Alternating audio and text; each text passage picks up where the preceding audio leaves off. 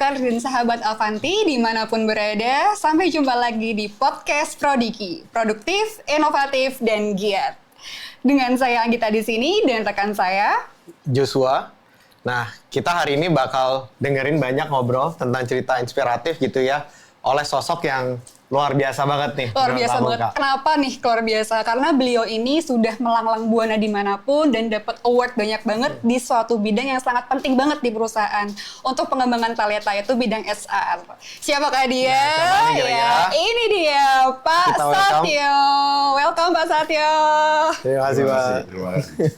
Jadi Pak Satyo ini sebagai Chief Human Resource dari Sinarmas Multi Arta dan Mining Group ya Pak ya. Iya. Nah di sini kita pengen tahu nih, menggali lebih lanjut lagi tentang gimana sih sepak terjang dari Pak Satyo selama lebih dari 30 tahun berkiprah di bidang HR. Nah kita pengen tahu nih Pak, penasaran banget gimana sih Pak Satyo perjalanannya dulu, karirnya sampai sekarang sudah betul-betul menjadi rujukan gitu di bidang HR. Gimana Pak? Boleh Ya, cerita? baik. Saya sudah banyak melanglang buana. Jadi dulu saya itu orang sales, orang bisnis. Karena doing good, kemudian sama stakeholder, shareholder, disuruh membangun tim sales. Mirip-mirip kayak HR, tapi kayak semacam training manager. Nah, disitulah saya jatuh cinta. Ternyata kita doing good atau doing well, by doing good itu bukan berarti kita harus mencetak revenues, tapi juga mencetak manusia yang mencetak revenues. Oke, iya. Nah, itulah sehingga saya menyukai dunia HR. Jadi di dunia HR itu kita bisa melakukan banyak kontribusi, bukan hanya mengatur manusia, tetapi juga bisa memberikan support ke bisnis dan ke sesama. Kenapa? Bisa membuka lapangan kerja. Oh, iya. Makanya harus ada benevolent leadership. Oh, Nah, itu benevolent leadership itu kira-kira ya kita harus berkiprah, bekerja, berdharma bakti. Ini terutama juga merupakan perintah dari Tuhan untuk berbagi kepada sesama.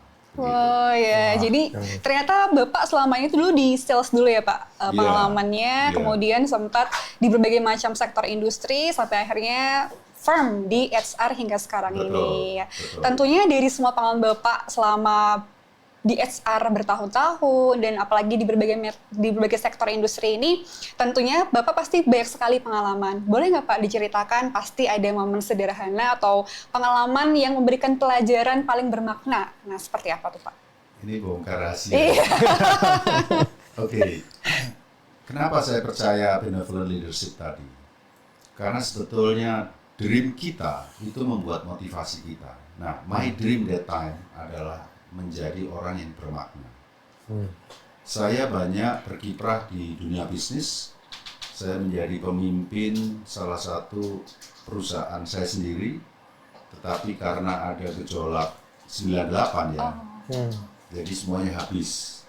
Terus saya balik nol, berkarir dari bawah, dari staff ya administrasi kali ya, yang disuruh bikin 2 KTC, fotokopi dan bikin kopi.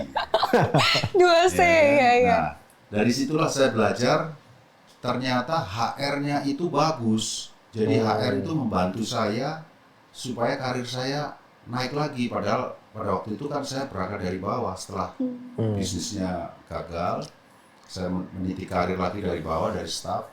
Itu sistem HR-nya bagus. Jadi HR itu yang membangun setiap orang itu sesuai talent potensialnya menjadi berkembang. Nah, disitulah saya terus mencintai HR. Gitu ceritanya. Jadi kayak ada yang mendrive untuk gimana bisa mengembangkan people ya Pak di situ. Betul. Karena Bapak merasa bahwa ketika masa-masa ada di bawah saat itu, Betul. Bapak terbantu dengan adanya HR yang bagus. Betul. Ya. Melihat Bapak tadi dengan sepak terjang tadi dan pengalaman berharga tadi ketika Bapak di bawah sampai sekarang ini sudah, wow, saya ngelihat Google ya Pak dan YouTube tuh banyak sekali Bapak tuh muncul di mana-mana loh Jo gitu. Terus saya, wah ini banyak banget yang menonton yang mana dulu gitu. Berarti kan banyak sekali tentunya pengalaman dan pelajaran yang Bapak temukan selama ini. Nah saya tuh penasaran, tentunya kan stakeholder atau segala aspek yang Bapak selama ini lakukan gitu, itu kan banyak. Gimana sih Pak bisa membagi fokus di antara semua hal tersebut? Nah, Prinsipnya sebetulnya karena saya sudah menjadi HR, bukan orang bisnis, saya selalu berpangku kepada tujuan bisnis karena saya bekas orang bisnis. Jadi whatever HR doing itu harus balik ke bisnis. Hasilnya harus ke bisnis. Nah, di dalam bisnis itu kita harus memakai banyak metodologi lah. Ini salah satu metodologi yang mungkin teman-teman bisa menjadi pegangan. Kadang-kadang kita emosi, rasional itu berpangku kepada 3 yang berprinsip kepada win-win, tidak ada win lose. Jadi shareholder, segitiga ya, shareholder, manajemen, sama karyawan. Jadi kalau dites aja, kalau shareholdernya happy, manajemennya happy, karyawan nggak happy, berarti keliru HR-nya, programnya keliru. Tetapi kalau semuanya happy, itu berarti programnya benar. Jadi karyawan happy, manajemen happy, shareholder happy. Jadi win-winnya di 3 aspek ini ya Pak, shareholder, manajemen, dan juga karyawan. Betul. Oke. Itu harus. Harus ya. Nggak boleh ada yang nggak happy. Nggak boleh. Dengan begitu, bisnisnya akan bagus karena apa? Karyawan lebih engage. Betul. Lebih mau menunjukkan dia punya produktivitasnya, Iya. punya performance-nya. Iya benar. Sebab kalau karyawan nggak happy, pasti ada performance yang digerus. Betul. Dia nggak bisa ngeluarin 100%. Betul betul. Maybe hanya 60%. Karena 40%-nya dia nggak happy. Mungkin nggak happy-nya nggak pernah di training, gajinya nggak dinaikin, Wah, penting itu, insentifnya penting. nggak keluar. Right? Iya, Itu iya. kan win-win itu. Yes. Jadi Iya. sama-sama kontribusi. Ya betul banget Pak. Wah ini kayaknya karyawan semua yang di bawah Pak Happy Satyo semua happy nih semua ya. Pak, mungkin nyambung dikit Pak. Terkait tadi menurut Bapak saya suka banget ya bahasa win-win gitu ya. Karena kalau emang karyawan yang nggak win ya mereka juga nggak bisa memberikan kemampuan mereka secara maksimal gitu Pak. Nah tapi kalau dunia HR dan SDM Pak, ini kan cukup unik ya. Karena kita nih tidak dealing dengan mesin Pak, tapi dengan manusia tadi baik lagi ya Pak. Dan kadang berhubungan dengan manusia nih biasanya hubungannya lebih kompleks Pak. Karena harus menentukan mana nih yang sifatnya lebih rasional, mana ini sifatnya lebih emosional Pak. Nah biasanya Bapak ketika ditubrukkan dengan 2 hal ini Pak, rasional dan emosional gitu Pak. Kira-kira biasanya Bapak mencari jalan keluar tuh seperti apa Pak? Iya, salah satunya tadi yang saya bilang 3 tadi dicek karena itu kan objektif banget. Tuh. Antara lain itu sebenarnya black and white. Karena kalau 3 itu nggak happy, berarti secara rasional dan secara irasional itu bisa bagus. Artinya ada keinginan dari karyawan kita tanggapin. Itu kan feeling, sensing dari karyawan.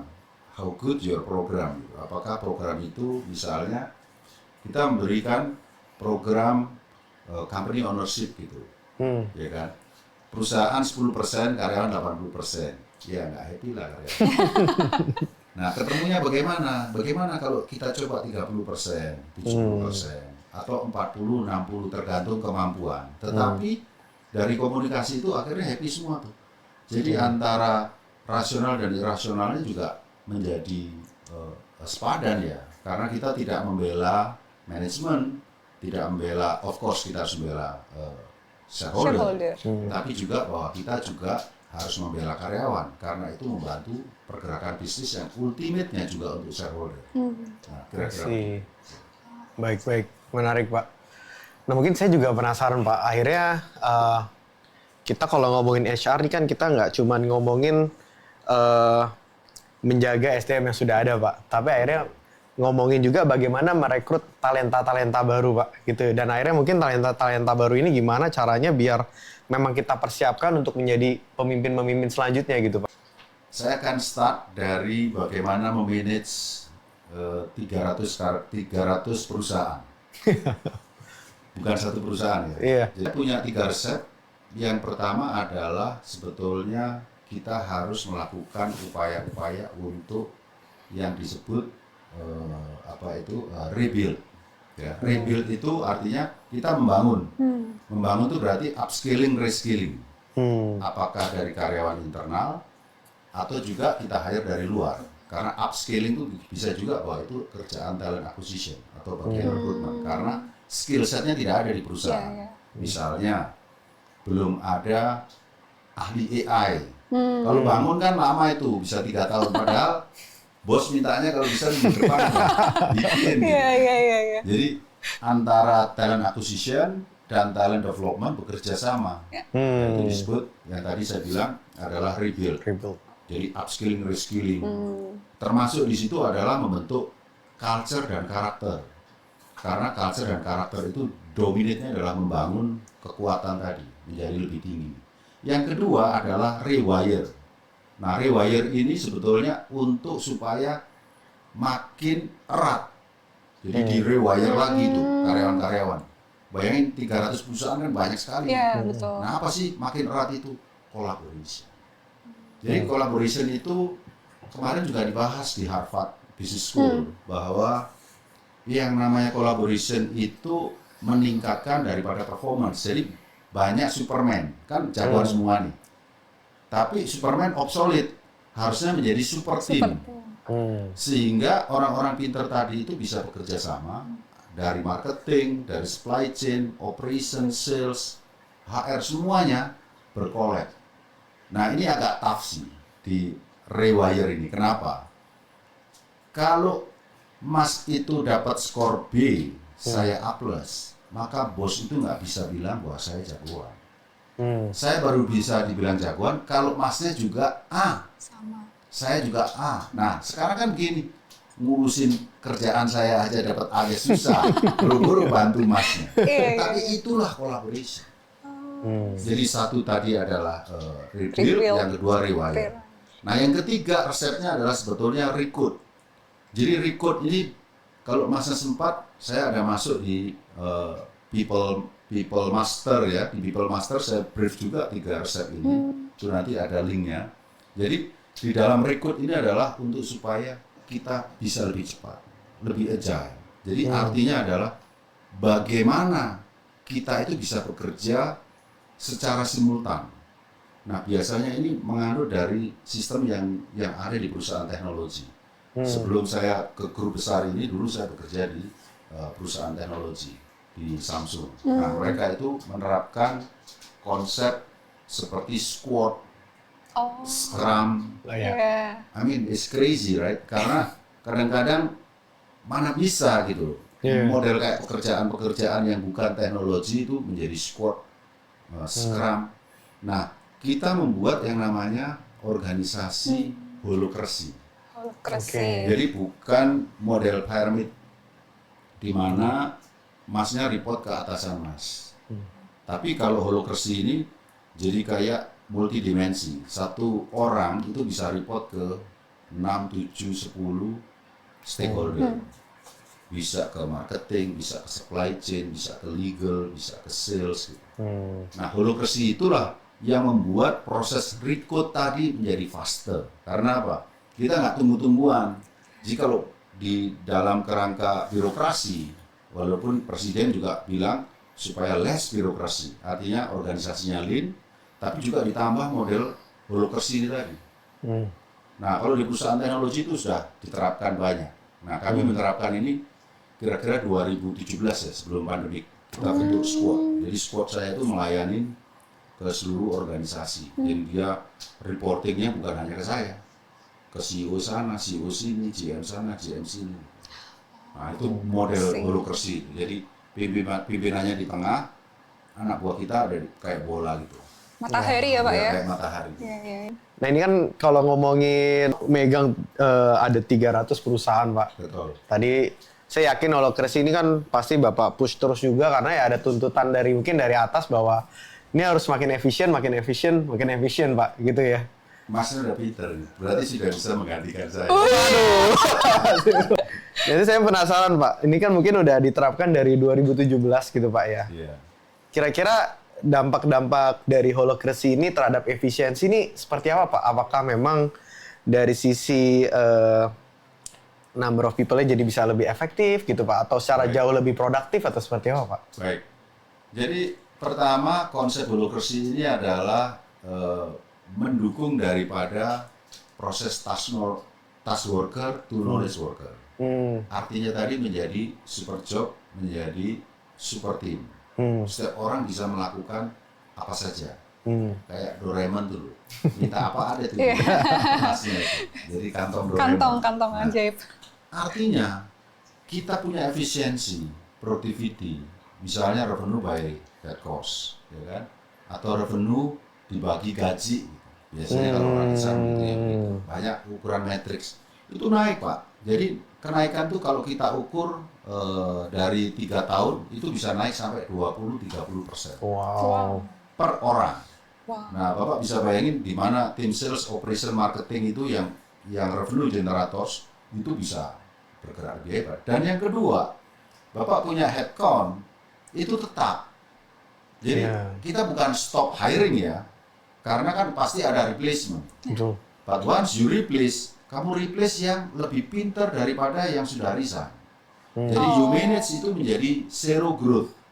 Jadi tetap bergerak tapi zero growth, tapi bisnisnya tambah banyak. Kan gitu. Bisnis kita dulu 2015 masih 12, tapi sekarang sudah 300. Wow. Artinya kan setiap tahun berapa itu? Ya kan? Dalam waktu 10 Banyak tahun, berarti kan setiap tahun 30 bisnis baru. Headcount-nya nggak tadi itu. You get the answer. Headcount-nya sama. Nggak boleh ada PHK, harus di upskill, reskilling, tetapi juga harus bisa mengangkat productivity. Orangnya sama. Ya, shareholder pasti senyum. Nah, karena senyum, dia kasih bonus dong. Manajemennya juga senang karena berhasil KPI-nya. Tadi triangle ingat. Iya. Happy semua. Karyawan juga happy nih. Ini impian semua perusahaan nih. Betul. Ya, jadi saya tambahin lagi, dalam rangka efisiensi itu sebetulnya metrik apa sih? Kalau boleh saya sarankan, berdasarkan pengalaman saya, mungkin bisa berbeda dengan HR yang lainnya. Saya selalu fokus kepada bisnis tadi. Makanya performance management atau strategic performance itu harus di-drive oleh HR. Kan bahasanya klise. Bisa nggak HR duduk di sebelah CEO? Itu klise sih. Wajib, tapi susah juga. Karena dia tidak menguasai performance management. Jadi performance manajemennya harus dibawa HR. Ini untuk merangkai tadi yang 300 bisnis tadi, sehingga HR mengevaluasi setiap bisnis tadi dan menjadi sharing partner CEO untuk melihat, bos, you punya last estimate sales kurang 3 bulan, ini masih 80%, sisa 20%. Bagaimana mencapai, bagaimana strateginya, itu tim HR. Banyak di perusahaan-perusahaan lain performance manajemennya nggak ada di HR. Jadi di strategic management. Kalau di tempat kita itu ada di HR. Itu yang pertama. Yang kedua adalah sebetulnya selain performance management harus punya impian, yaitu value daripada perusahaan. Value itu embedded dari hiring to retiring, dan kita juga punya karakter untuk mencapai impian kita nih. Misalnya mau menjadi 35 billion US company. Awesome, gede kan. Nah, bagaimana karakter itu? Kalau tempat kami, satu grit, yang kedua collaboration, kita udah bahas tadi, collaboration, right? Yang ketiga winning spirit. Jadi kalau disingkat go win. Grit, collaboration, winning spirit. Jadi you can choose mau study di mana, Harvard, Cambridge, INSEAD, whatever name it. Itu dibayar oleh perusahaan. Kan ingat ya? Triangle. Employee happy, manajemen juga happy. Sampai nggak mau dibayarin. Nggak mau dong Pak. Makanya belajar, dikasih fasilitas. Nah itu di people. Kalau di prosesnya, Mas dan Mbak lihat kalau di tempat kami masuk ke HR, join gitu ya, itu udah kayak model di Amazon. Amazon itu tinggal pilih-pilih gini. Ya kan? Aku suka ini, aku suka ini. Atau Tokopedia deh, tinggal ceplok-ceplok gini. Itu dari hiring to retiring itu sudah automate dan memakai teknologi basis AI. Jadi termasuk mulai dari rekrutmen, talent development, talent management, mentoring, performance management, sampai bukan di PHK ya, istilahnya itu exitnya. Ya, jadi exit itu belum tentu PHK, exit itu bisa menjadi advisor, menjadi presscom, dan seterusnya. Banyak cerita terkait dengan contoh bagaimana AI ini diterapkan di HR gitu Pak. Nah kita pengen tahu juga Pak, gimana kalau Berikan itu otomatisasi ya Pak itu ya. Iya. Apakah ada contoh lain terkait dengan SDM ini yang otomatisasi selain terkait dengan mesin? Dan bagaimana itu berdampak pada kinerja perusahaan secara signifikan? Iya, jadi yang pertama saya mulai startnya begini, memberi contoh bahwa penggunaan teknologi itu tidak men-skip people. Karena adanya upskilling dan reskilling. Jadi disebut kalau bahasa HR itu job allocation atau job reallocation. Yang tadinya dikerjakan repetitif, administratif, atau tabulasi itu kan bisa. Misalnya tabulasi itu kalau kita ngecek harga saham, justru pakai mata nih, kadang-kadang sampai jam 4 pagi. Kasihan, ada 3 shift gitu ya. Tapi dengan bantuan robotics itu bisa dilakukan menjadi sangat efisien. Jadi tim saya membantu bisnis supaya orang tadi yang melakukan, yang ketik-ketik malam-malam melihat perubahan angka turun naik, itu dia bisa direalokasikan kepada job yang lain supaya dia bisa berkembang. Artinya 3 tahun lagi dia harus bisa jadi GM, bukan jadi clerical lagi, typewriter atau apa clerical. Nah, of course itu pertanyaan tadi dengan penggunaan teknologi bukan semata-mata bahwa teknologi itu sebagai end of the story, karena juga ada bahayanya. Maka tadi saya cerita ada AI culture, ada governance, ada risk audit, kemudian ada perlindungan data pribadi, itu juga harus dipenuhi dan kita update setiap waktu, setiap hari. Jadi sangat berdampak juga ke kinerja perusahaan juga ya Pak. Dengan cerita Bapak ya, bagaimana membangun sistem yang nggak cuma buat sekarang tapi 100 tahun ke depannya Pak. Jadi begini, sebetulnya konsep itu adalah bahwa kita melakukan bisnis itu untuk untuk sesama, menciptakan pekerjaan buat orang lain kan tadi itu. Salah satu faktor dari benevolent leadership. Jadi karyawan mulai dari tingkat bawah sampai ke atas harus memahami yang namanya meta leadership atau benevolent tadi. Unsur yang paling gampang adalah masalah empathy. Masalah accountability terhadap masyarakat sekitar, terhadap apapun yang dipekerjakan, itu adalah doing good. Of course, you must be doing well. Karena doing well, ya kan, by doing good, kan gitu. Sehingga, kalau leadership-nya terbentuk, akan lebih mudah untuk membuat kasanah yang disebut salah satunya CSR. Tapi kadang-kadang, orang melompat, tidak mendidik dulu, karakter atau inspirasi tadi seperti kayak benevolent leadership terus bikin CSR hanya menjadi syarat. Itu nggak bagus. Kalau di tempat kami banyak kisi-kisinya untuk menciptakan itu. Jadi kalau di tambang misalnya ada lingkar 1, lingkar 2, lingkar 3. Biasanya kalau lingkar 1 itu yang terkena. Tiap malam tuh dengar bunyinya dung dung dung. Nah, lingkar 1, lingkar 2, lingkar 3 ini kita bikin program yang dimana untuk meng-upskilling mereka. Jadi kalau mereka diploma harus menjadi S1. Kalau S1 ada S2. Kita ada Institut Teknologi Sains and Business. Kita juga ada Poltek yang juga bagian dari pengelolaan konsep CSR-nya. Ini salah satu contoh di tambang. Nanti di bank juga ada, di asuransi ada. Semuanya harus melakukan karena kesamaan benevolent leadership konsep tadi. Sehingga mereka semua memberikan kontribusi yang nyata kepada masyarakat setempat. Wah, ini keren banget Keren nih. banget Jadi sih. pengembangan CSR ini 41 nggak cuma syarat belaka ya Pak, tapi memang diintegrasikan dengan ya pengembangan bisnis itu sendiri gitu. Dan leadership tadi. Iya. Karena kan itu visinya our shareholder itu nomor 1 people, nomor 2 bisnis. Jadi he believe kalau kita punya good people, bisnisnya akan bagus, tapi nggak bisa dibalik. People-nya jelek, bisnisnya bagus. Jarang. Kan dia punya visi 100 tahun. Jadi people-nya harus bagus, bisnisnya good. Yang ketiga apa? Melakukan atau membuka pekerjaan buat orang lain. Jadi gimana tadi visi itu bisa turun sampai dengan jadi karakter dan akhirnya jadi dampak buat untuk masyarakat gitu. Tapi yang bikin keren lagi sebenarnya nggak cuma sekedar syarat tadi ya Jo ya, tapi itu betul-betul develop the whole, not only company but Iya. also the society. Iya. Jadi seru banget cerita Bapak dari awal tadi soal background dan kemudian juga gimana program-program yang dibikin ya, HR sampai dengan manfaatnya internal, eksternal dan juga masyarakat. Nah, saat ini Pak, kita pengen yang lebih seru lagi nih.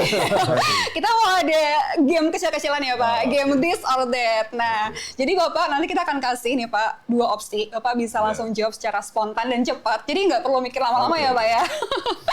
Jadi kita akan kasih 2 opsi ke Bapak, langsung dijawab cepat. Siap ya Pak ya? Siap. Oke, yang pertama Pak. Bapak pilih sepedaan pagi-pagi atau off-road ketika weekend? Sepedaan dong. Oh, sepedaan. Udah kelihatan ya. Ternyata lebih senang sepedaan ketimbang off-road. Oke. Nomor 2 Pak, generalis atau spesialis Pak? Saya generalis. Oke. Generalis. Tapi kalau dalam konteks untuk melihat karyawan gitu, mengembangkan karyawan, Bapak gimana? Jadi aspek generalis itu adalah inclusion. Betul. Jadi siapapun itu sebetulnya bisa untuk sukses. Karena setiap orang punya talent potensial. Agak tough. Maksud saya gini, toughnya. Kita sering itu prejudice bahwa orang itu nggak bisa dibangun. Padahal kalau sudah lulus SMA itu sudah pintar. Sudah. Ada potensialnya yang tidak dibaca. Jadi potensialnya itu yang tadi saya bilang sebetulnya dia sekolah hukum, tapi dia nggak jadi lawyer, dia nggak jadi jaksa. Dia itu jadi marketingnya bagus, potensialnya ke marketing. Jadi kadang-kadang ini yang kadang-kadang HR lupa melihat. Dia hanya mendidik orang itu mengarahkan menjadi HR gitu, padahal potensialnya dia itu jualan, Jualan. menjadi marketing. Yeah. Nah itu yang saya sebut. Jadi tadi Generalis. generalis. Oke. Oke Pak, ketiga Pak. Strong leader atau strong system? Saya strong leader. Strong leader. Iya. Oke. Oke. Lanjut Pak, pertanyaan keempat. Nah, ini, learning from sukses Pak, atau learning from failure Pak? Learning from failure. Oh, Kenapa saya Iya. bilang? Ya, sekarang saya kasih. Ketika saya belajar di Cambridge ya, di situ banyak mahasiswa yang sudah bekerja versus yang ambil MBA. Right? MBA itu 80%, 90% baru anak baru lulus atau bekerja baru 2 tahun. Iya, 2-3 terus ambil tahun. MBA, right? Jawabannya bisa beda. Hmm. Mereka bilangnya adalah antara strategik dan taktikal, mana yang penting? Orang MBA degree ngomongnya strategik. Tapi kalau saya study, saya itu kan di survei itu. Yeah. Jadi Yeah. kelasnya di survei, kelas 1, kelas 2, ada sekitar 300-an. Yang kelas saya itu ngomongnya taktikalnya, operation. Because of that. Jadi learning from the failure itu adalah satu kebijakan sehingga kita bisa belajar. Karena kesuksesan itu bermula dari kegagalan. Oke Pak, ini yang terakhir Pak. Rewriting the past or shaping the future? Shaping the future. Shaping the future. Gimana Pak? Ya, karena zaman sekarang ini kan nggak kayak zaman dulu. Kalau kita pergi kemana-mana, kita janjiannya 1 jam nyampe. Kalau zaman sekarang kita sudah bisa predik. Iya. Paling nggak dengan Google Map. Gue mau datang 10 menit lagi. Atau 5. Tadi anak buah saya telat 5 menit lagi. Karena Google-nya bilang 3 menit. Saya kasih slot 2 menit. Itu kan keren. Jadi trends-nya ke depan ini adalah sebetulnya customer centricity, which is itu adalah inclusion. Jadi contoh nih, kalau kita masuk di Amazon atau di mana ya, di e-commerce gitu ya, kita bisa foto, you punya ini laptop misalnya, nanti akan muncul laptop yang sama, kualitinya ada yang sama, ada yang berbeda. Of course kita pilih yang sama, harganya berbeda. You akan choose freedom to act karena apa? Itu tadi, ada prediction tadi, ada machine learning, ada robotics. Sehingga kita itu justru konsepnya bukan produk, tetapi ke arah quality service-nya. Quality di mana kamu bisa memberikan price yang kompetitif dan sebagainya. Makanya berkaca dari situlah kita baru bisa melihat bahwa shaping for the future itu adalah merupakan lompatan sebagai langkah visioner kita untuk selalu maju ke depan dan menjadi kalau bisa nomor 1, jangan nomor 2. jangan Iya nomor dong. 2. Sebab kecap itu kan nggak ada yang nomor 2. Bener nggak? Iya. Karena saya dulu jualan kecap. Oh, Makanya saya selalu harus menjadi nomor 1. Harus nomor Harus nomor 1. satu. Oke, sharing in the siap, siap. future. Oke, Pak. Nah, ini kita udah mulai di penghujung, Pak. Gitu ya. Baik. Mungkin di sini banyak nanti generasi muda yang nonton juga, Pak, Baik. yang terinspirasi oleh Bapak juga gitu ya, Baik. Pak. Pak, ada pesan-pesan nggak, Pak, ini untuk generasi muda, terutama yang memang ingin berkarya dan berkarir ke depannya di bidang SDM gitu, Pak? Iya. Di SDM. Iya. SDM dan HR gitu, Pak. Iya. Jadi kalau mau berkarir di bidang SDM itu sebetulnya berat. Wah, Berat. Karena dari ujung kaki sampai ujung rambut harus kelihatan bagus. Artinya integritas. Ya kan? Integritas itu menjadi taruhan kalau menjadi HR. Bisa menjaga rahasia data, rahasia gaji, rahasia promosi. Kan nggak boleh. Misalnya Iya. pas mau saya promosi terus saya ngomong nggak boleh. iya nggak boleh. Itu integritas.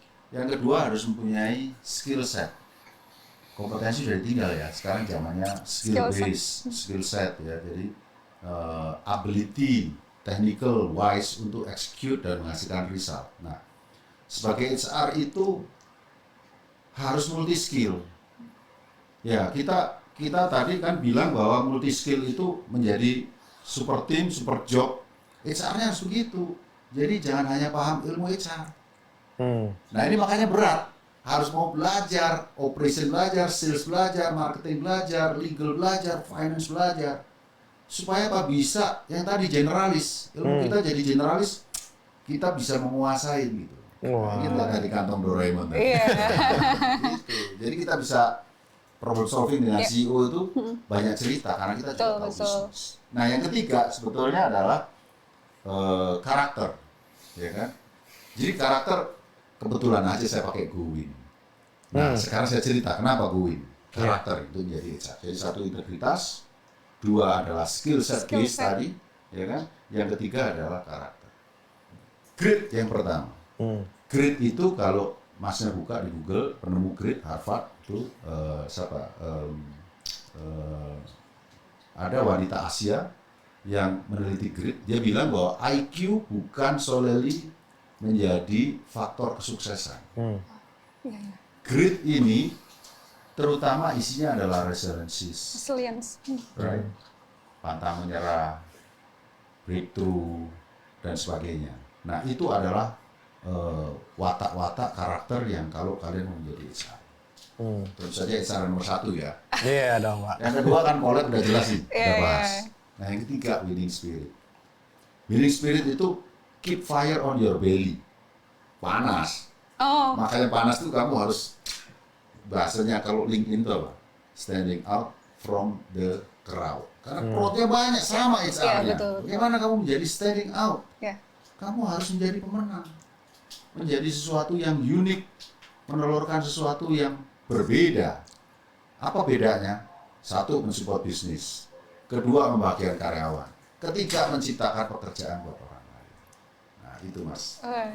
I see. Jadi sebenarnya yang disampaikan Pak Satyo tadi nggak sekedar untuk yang mau berkarir di bidang SDM, tetapi itu untuk semua teman-teman generasi muda sekarang memang tadi perhatikan ya integritas. Dimanapun bidangnya semuanya tetap kita harus berintegritas. Yang kedua perhatikan bahwa sekarang sudah eranya skill set, bukan lagi sekedar satu skill aja ya Pak ya, tapi skill set dan yang terakhir juga karakter. Kalau Bapak bilang tadi adalah grit dan terus untuk melakukan collaboration dan winning spirit. Nah itu tadi tetap diingat sama teman-teman semua, rekan Avanti dan juga rekan Nakers dimanapun berada, sebagai generasi muda kita harus terus resilient untuk terus sukses ke depannya seperti Pak Satyo dong, ke depannya bisa sukses.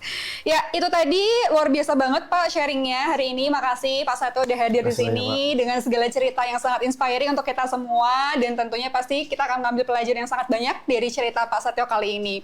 Dan tentunya pembelajaran ini pasti harus diterapkan. Gak cuma untuk dipahamin ya, tapi harus diterapkan tuh paling penting. Udah sampai di ujung acara nih teman-teman. Tunggu terus episode-episode inspiratif berikutnya. Jangan lupa komen dan like dan subscribe juga Instagram Kemenaker dan IATI ITB.